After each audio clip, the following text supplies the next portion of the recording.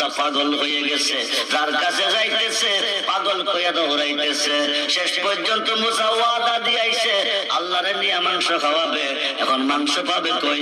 একটা জঙ্গলের ভিতরে ঢুকে গেছে। কিছু দূর পর যাওয়ার পরে পাছন থেকে একটা পাগলের ডাক দিছে, সুবহানাল্লাহ। মুসা নবী ও নবী ও নবী ও মুসা নবী, পাগল কারে কই? দুনিয়ার পাগল নয়, যারা আল্লাহর পাগল হয়। আল্লাহর কাছে চাইতে দেরি হয়, আল্লাহ দিতে দেরি করে না। এবার পাগলটা ডাকতো, মুসা রে, আল্লাহ তোর কাছে মানুষের মাংস হইতে চাইছে, তুই হাজার হাজার মানুষের কাছে গেছ, কেউ দিছে না, পাগল কইয়া দৌড়াইছে।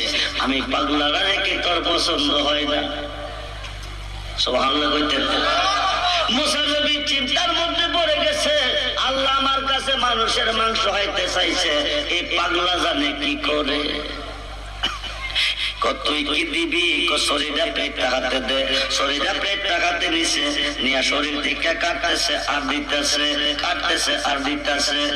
পাকে পাকে কইতেছে কোন জায়গার মাংসটা জানে কোথা খাইতে বেশি ভালোবাসে। সুবহানাল্লাহ।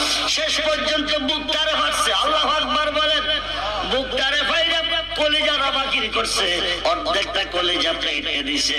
দিয়ে আল্লাহ মানুষের মাংস খাইতে চাইছে, মুসা দেরি করিস না, তাকদা যা আল্লাহরে গিয়া খাওয়াইয়া তোর ঘরে গিয়া আল্লাহ তুমি কই, তুমি কই কই?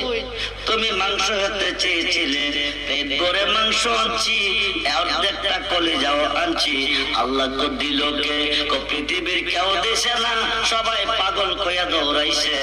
জঙ্গলের ভিতরে একটা পাগলে দিছে, আর ফাঁকে ফাঁকে কইছে কোন জায়গার মাংসটা খাইতে জানে তুমি বেশি ভালোবাসো, অর্ধেকটা কলিজাও দিয়া দিছে। যেরকম সুবহানাল্লাহ। আল্লাহ ডাকতো মুসা নবী ও নবী ও, পৃথিবীর হাজার মানুষের কাছে মাংস চাই নাই, আমি চেয়েছিলাম তোমার কাছে এক টুকরা মাংস আমাকে খাওয়াতে, কিন্তু তোমার শরীরে কি মাংসের অভাব ছিল? এক টুকরা মাংস তুমি দাও নাই, পাগল থেকে গিয়ে আনছো। এখন তুমি কও আমি তোমার কথা শোনাম না পাগলার কথা শোনাম? আরো আসতে কম। যেই পাগলার সমস্ত শরীর থেকে মাংস দিতে পারে, কলিজার একটা অর্ধেকটা দিতে পারে, আমি কি তোর কথা রাখাম না তার কথা রাখাম? চাইতে দেরি হলো, আমি দিতে দেরি করলাম না। জোরে করে আল্লাহু আকবার। খুব মনোযোগ।